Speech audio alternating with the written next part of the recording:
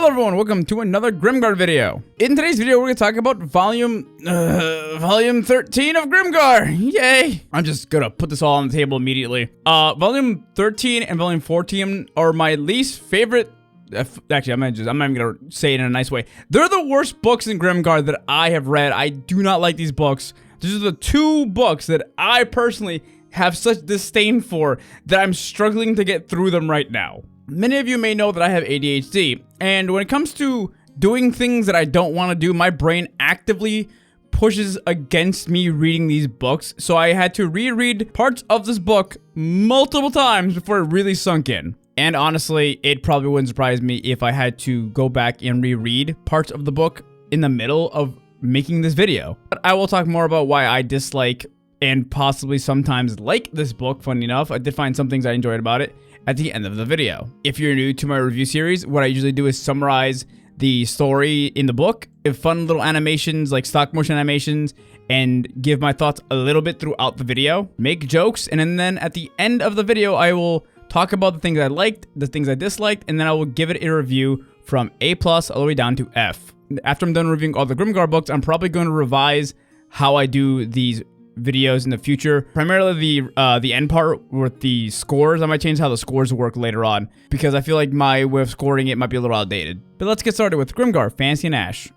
Level 13, Heart, Open, a new door. The volume actually starts out with Haru and his friends getting to a new little town after about a 5-day voyage from the pirate island area they were in the previous books. Some of them, like Shihiro, were kind of still seasick from being on the boat. And they get to a nice new town that's actually full of a bunch of diverse species and different cultures. There's stuff like goblins, orcs, kobolds, just humans, everything just walking around being friendly with each other. And Haru starts to have a bit of an internal monologue where he thinks about the fact that maybe him and his team were not exactly in the right when they thought that goblins and orcs and other species couldn't interact with humans in any positive way. He started actually realizing that he might have a bit of a racism thing when it comes to the other species, whether he realized it or not. Also, we see our first centaur in Grimgar, which can we see more of that? That'd be great. And then a passing orc almost kind of runs over Shihiro by accident, and Kuzuku kind of takes a huge offense to it, and he kind of gets into a dispute with this orc. Haruhiro has to break it up, and Kuzuku admits that he kind of just wanted to get into a fight with the orc because he was just an orc, which again reinforces the fact that they might have some deep-seated problems with the other races because of the way that, well, they're kind of forced into the world to fight them, so they might need to work through that. Also, this interaction with Kuzuku and the orc, however, did lead to one of the things that makes me giggle every time I get to it, where Kuzuku yells at the orc for not speaking a language that Kuzuku knows, which that's not really the orc's fault, Kuzuku, but okay. And Kuzuku says, how about you try speaking a language I know, like as an insult kind of thing. And the orc replies with, fuck you. To be fair to the orc, he technically did what he was asked to do. Haruhiro and his friends then go through the town that they're in, which is Vale, by the way. And they're kind of trying to, like, make sure they don't show that they have a lot of money because thanks to the pirates in the last book, they have 1,000 gold on them, which, by Haru's calculations, should be enough if they distribute it evenly between all of them to keep them well-fed and taken care of for the rest of their lives, as long as they're not crazy about spending it too much. But they start asking vendors and people around the town if there's anybody heading to Alterna because they want to take a trip to Alterna to head back home. But they're trying to just, again, not let everyone know that they have a lot of money they can spend to go there, because if people know about it, they're going to amp up their price to be able to take more money from them. While gathering a bunch of information from everyone in the town, they eventually found a restaurant called the Stormy Eatery. They get a seat and they start discussing what they're going to do next. And then a merchant named Keshiman decides to kind of bump into their table and sit down with them and start drinking with them without even really asking. And this obviously leads to the girls in the party being freaked out because he sits right next to Shihiro. And he's kind of just an ugly looking guy, if I'm being entirely honest. Haru immediately starts asking him questions, and they find out that this guy's a traitor. And he also asks Keshiman specifically if he knows anything about Alterna. And conveniently, Keshiman actually does know about Alterna, and he's actually very soon heading to there himself. and he actually needs bodyguards to go with him. Haru and him do have a bit of a negotiation where they start talking about prices, how much they're gonna get paid, what they're gonna be doing, yada yada yada, all that stuff. Haru's just trying to make sure this guy doesn't like take them for a ride and steal their money or like lead them to any crap. So Harihiro is straight up negotiates with them the whole time. Eventually they actually do leave and agree to meet back up in the morning, but Haru and his friends get a hotel room, and the POV switches to Shiharu. Her and Mary are kind of like dealing with the fact that Shiharu and her don't have Yume anymore, and they basically are like just talking about how they miss her. She would always help them through like their problems, and her just kind of like immediately saying she wants to stay behind is very like her. She's very just out of nowhere and just impulsive. And they both do have some bitter feelings about the whole thing, but overall, they hope that she's doing well. And then Satoru comes out and kind of just has a very open conversation with them. And straight up just tells Mary that, yeah, I feel kind of bad about the whole thing that happened with, like, Haru, so her whole, like, love triangle thing they had going on. But she tells her, just in case you're not aware, Mary, Haru's straight up in love with you. Which, by the way that Shiharu describes Mary's reaction, she looks like she kind of froze up like an old computer. The book then shifts to Harihiro's perspective as him and Kuzuku are having a conversation about what they're going to be doing on the trip they're about to go on to head back to Alterna. And in the middle of the conversation, Kuzuku just kind of falls asleep, and Haru decides to have some little, wandering thoughts and thinks about how he should probably take the money he's going to have and just retire from volunteer soldiering and only really work when he needs to for, like, exercise. Well, the next chapter is basically what sounds like, I'm thinking this is what it is, but I could be wrong. Jesse trying to calm down Mary. This kind of feels like a really just out of nowhere chapter. I understand that the whole Mary situation is kind of like an ongoing subplot, but it just kind of comes in out of nowhere. Again, I could be wrong. This could be another character we meet later on in the story, and they're just putting their POV of something happening to them in this chapter, but it's literally just a very ambiguous chapter where someone's having a huge panic attack and doesn't seem to be able to keep control over their body, and they're trying to like not lose themselves. That's basically the whole chapter, and I can show you some of the pages just so you understand. It is just more or less a huge panic attack, and the reason I think it's Jesse talking to Mary is because the voice says that I've already been through this, and they tried to like coach them to calm down. The next morning, the party meets up with Kejiman, and they start their trip. And along the way on the trip, well, Kejiman is a creep who gets off on being treated badly by Satoru, because of course he does. Of course we have another guy doing the exact same joke from the last book. Why? Eventually they get to a giant river. This river is supposed to have like some kind of bridge next to it where you can go across. And apparently Kejiman's plan was to use this bridge to get to Alterna. And he learned about this bridge from the natives nearby, who would always help him get to the bridge and trade for like alcohol essentially. But guess what? The bridge isn't here. And Haru and his party start to really think about whether or not they should be with Kejiman, or whether or not Satoru should stab Kejiman in the throat. Kejiman obviously panics and apologizes profusely, and they start coming up with another plan to head to Alterna by taking like a longer route. They all set up for camp, and Haru and Mary take the first watch, which apparently was planned before they got there by their other party members to make Haru and Mary start to talk to each other more, which I think is hilarious. And this leads to one of the most painful conversations I have seen in Grimgar throughout the series. Haru and Mary having awkward talks while they are lookouts at night. Good lord, it's a painful conversation. And it gets quiet at one point, and Haru kind of decides to take a look out around them and scout the area out. And Mary asks, alone? Like, she's suggesting, like, should she go with him? And Haru basically is like, yeah, alone. And he doesn't understand that I think she's trying to tell him, like, that she wants to go with him. And then he decides to walk off. Then he doesn't and sits back down awkwardly. And then he proceeds to stand back up again and then sit back down. And then Haru asks Mary, what does she think that Yume is doing right now? Mary replies with, she's probably sleeping, because it's nighttime. Haru replies with, okay, yeah, that makes sense. And then she asks, is he worried about Yume? He says yes. And then Mary says she's probably gonna be fine. She's not worried about Yume, but she's kind of worried about us. And then she like trailed off. Haru somehow took this in the meaning, I don't know how, he took it in the meaning of us as in her and him in a romantic sense. As in, she has no interest in dating him romantically. And then this poor boy starts to just spiral out of control in his own noggin. and gets mad at Mary for it and himself. And then he decides he will scout out, actually, because he wants to kind of get away from Mary right now. He's so stupid. And while scouting out, Hadahiro actually finds a legit carnival tent that seems to be admitting some kind of like alluring music they can't really understand. So he heads back to the party and actually tells them what he found.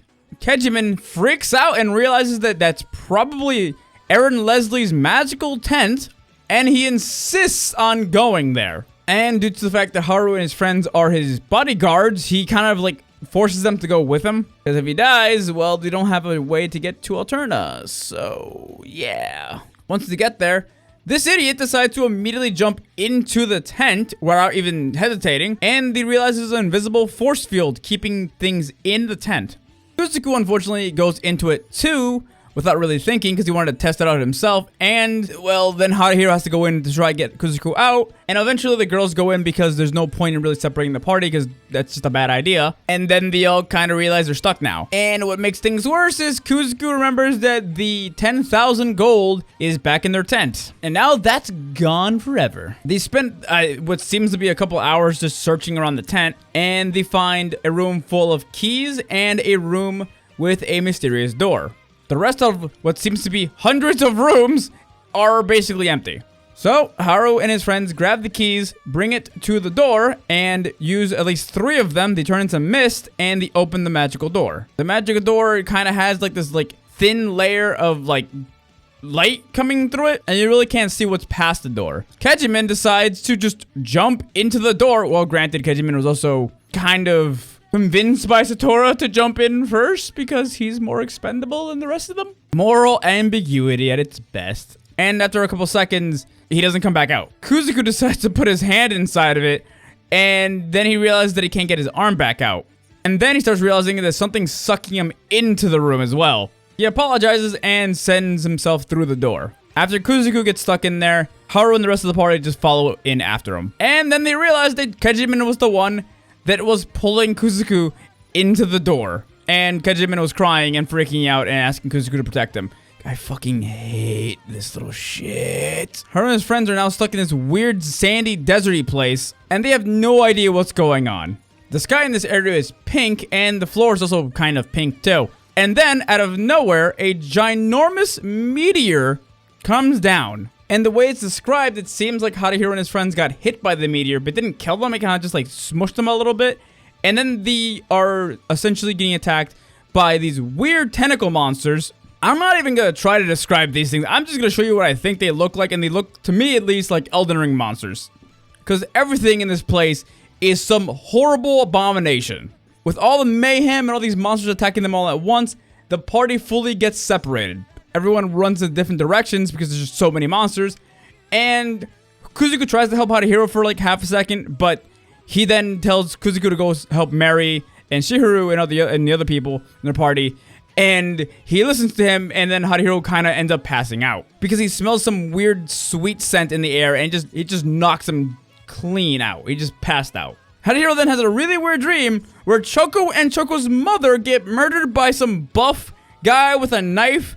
And it's described to be very, very violent. Then the guy who, after killing Choco, turns and Hadahiro realizes that it's his face on the guy's body. Hadahiro then wakes up, and for some reason, the dream he just had turned into reality, and this giant monster that he had in his dream basically comes after him. However, a person with a long coat and a shovel comes in and kills the monster really quickly and saves Hadahiro. The person also hands Hadahiro a mask. The person explains to Hadahiro that the air in Pirano, which is the place they are in now, causes people to fall asleep. And if you fall asleep, you create what is known as dream monsters. Before I continue, I should probably mention that this world Pirano has a lot of rules that I'm not going to go into that much detail in because we'd be here all day, me making this video. I'm also not going to talk about Pirano's power system because I think I made a video where I already explained that in the past. So go check that out if you want to understand how Pirano's power system works. But long story short, there's a lot of information that's thrown at you, and I'm not going to be giving you all of it. If you want to, go read the books. But we're going to continue. Haru then asks them what is their name, and their name is Alice. And in case it wasn't obvious, this entire world is basically a reference to Alice in Wonderland.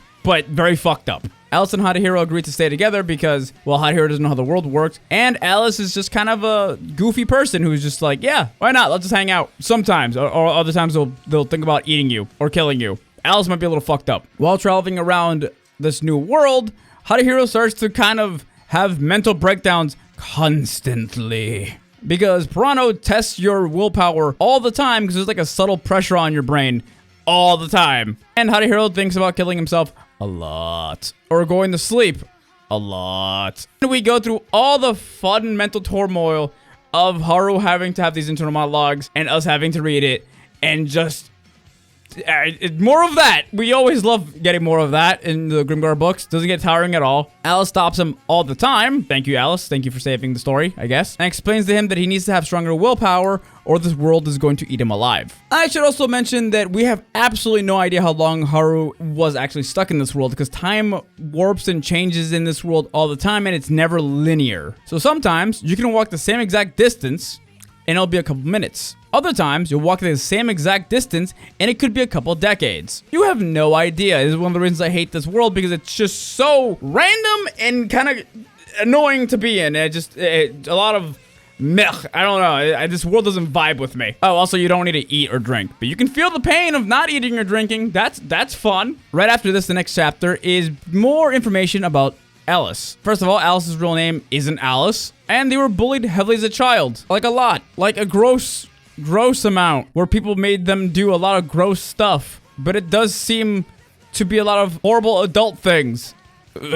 Maybe. I'm not sure. It's very vague. Alice decides to bring Haru to the closest thing they have to a home, I guess, in Pirano, is like where they hang out. And while Haru and Alice are walking, they overhear a very husky voice coming from a man named Aharu, who is trying to get Alice to go back with him to go to the king. Aharu also keeps talking to Alice like they're a princess, and it makes Alice very annoyed and very uncomfortable.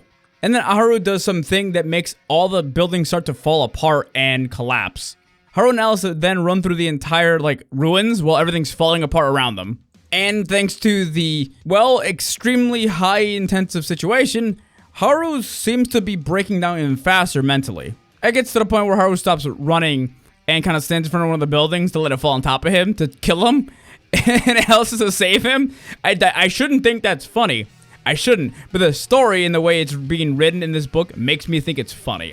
That's probably not a good sign for the story. Alice then grabs Haru and hugs him and immediately uses their power they have with the shovel to wrap around their body. They can essentially peel the skin off their shovel and use it as a weapon.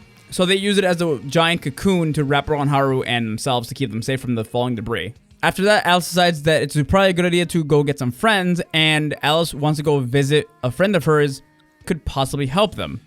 While traveling, Hadahiro does tell Alice all about his friends and his adventures in Grimgar.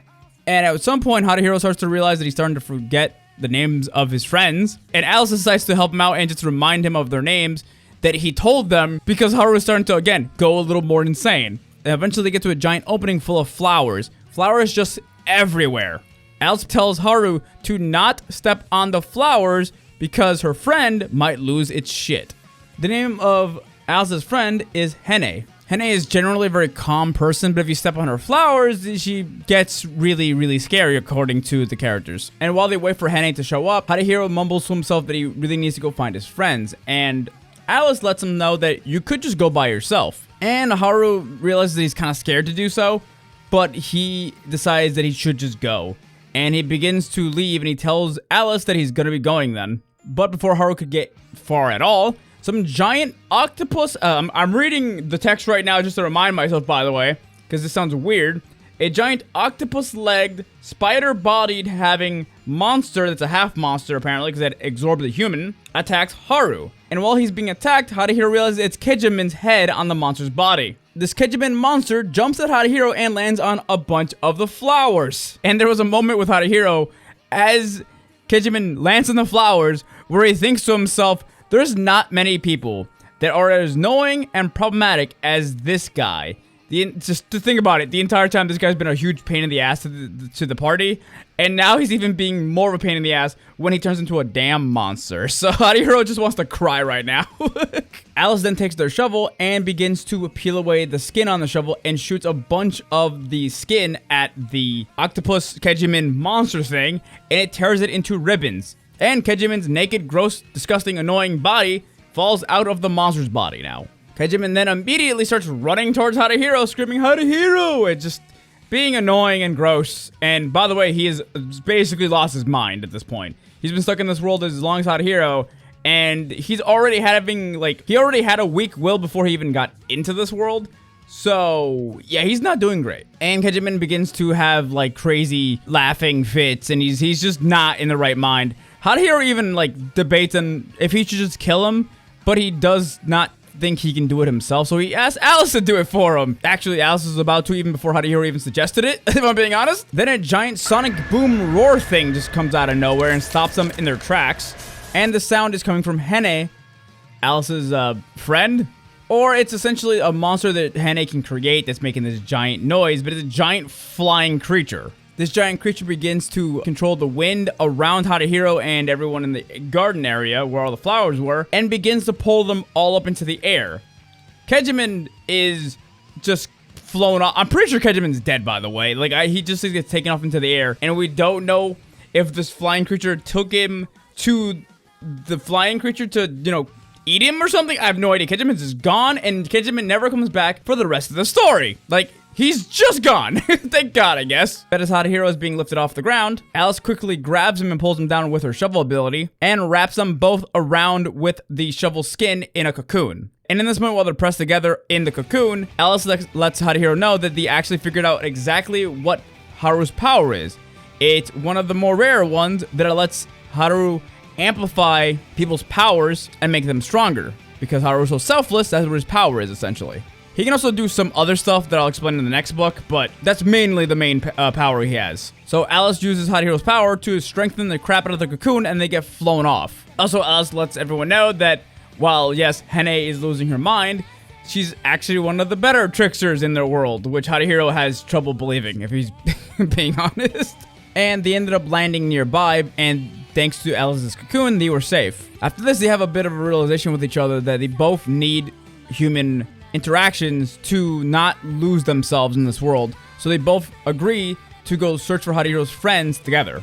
Alice also kind of starts to realize that maybe she should be around more normal humans, kinda. The only reason that Alice was coming to visit her monster friend thing is because she just wants friends. She understands that she needs connections to people to stay normal, and Harihiro, she's telling him that he needs connections to people to not lose his mind either. So that's one of the reasons why they stay together. And then the POV switches to Kuzuku. Kuzuku at this point started to realize that his body's been changing a lot, mainly because his ability is called Narsi, which just is a normal ability that just makes him stronger. It's, according to Alice, the most boring ability, but it's making him extremely buff.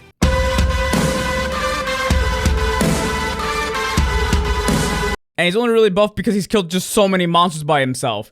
And he's still looking for the rest of the party. And he finds Shiharu, and Shiharu, unfortunately, has been turned into a half monster, and she might be too far gone, and she's threatening to attack Kuzuku. And that's where the book actually ends. Okay, I cannot emphasize how hard it was for me to get through this book. And this might be the longest of all my review videos, because so much shit happens in this book, and it's somehow just not that interesting to me as much as it probably should be. The thing is, the first half of this book, it's not that bad. It's fine.